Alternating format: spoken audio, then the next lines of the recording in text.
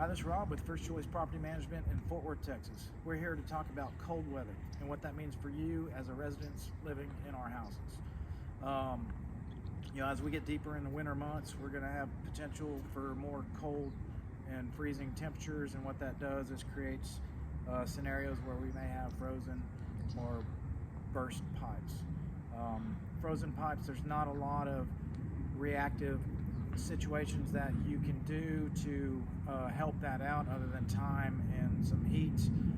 If you have frozen pipes, we'll just need to know when they thaw if it's created a burst or not. So should you have one of those burst scenarios, the one thing that you really need to know is where your water meter is and the valve that shuts off water to the house.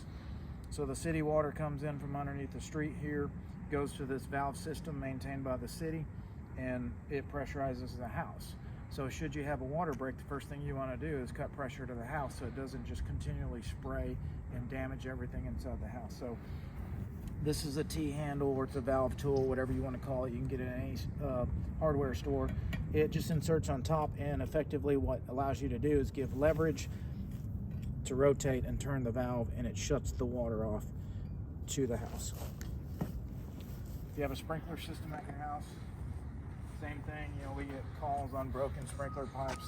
You'll want to cut the water to the sprinkler. So these main valve boxes will have two valves, and you'll just shut those off, and that does not allow water to flow through your sprinkler system.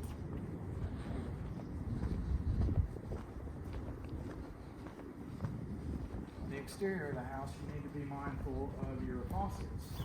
Normally, there's two faucets, one somewhere around the front, one somewhere around the rear, and there's two components to help proactively keep the exterior faucets from freezing. When pipe freezes, it's looking for a place for the ice to go, because that ice grows and the pressure starts to build up. And if you have too much pressure, it will break the side of the pipe. So a couple things. One, this is a vacuum breaker.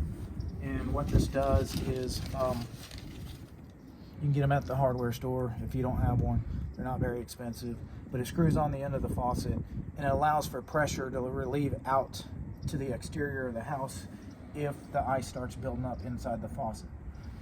Secondly, we want to block the wind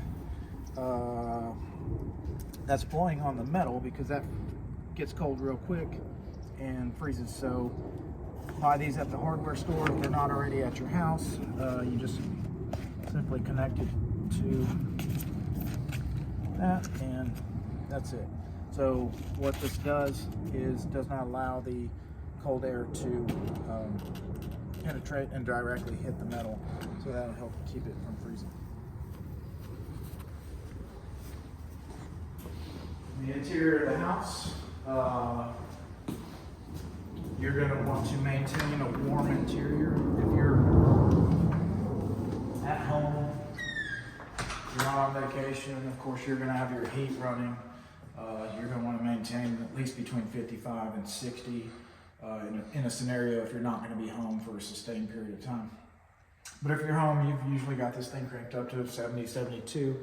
And what that does is it helps with the ambient air temperature on the inside, because we need to be mindful of our bathroom faucets and our kitchen sink faucets. So we want the air temperature to be able to get underneath the cabinets by opening up the cabinet doors and letting that warm air get underneath. If your faucet is against an exterior wall, whether it be a bathroom or a kitchen, those exterior walls are going to get real cold.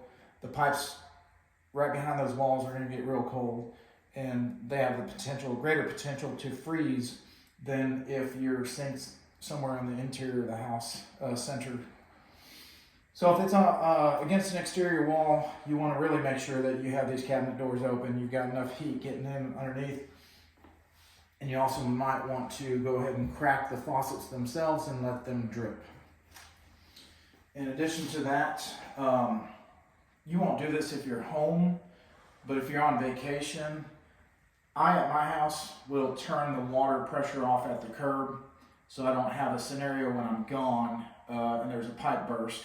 Nobody's here to reactively contain the situation. So another thing that can be done, if you're going to be gone for sustained periods of time, you don't have your heat running, whatever the scenario may be, you can flush the toilets, and that takes the water out of the tank and the bowl itself. Outside of that, if you have frozen pipes, we'll need to wait till they thaw to determine if you have a broken pipe.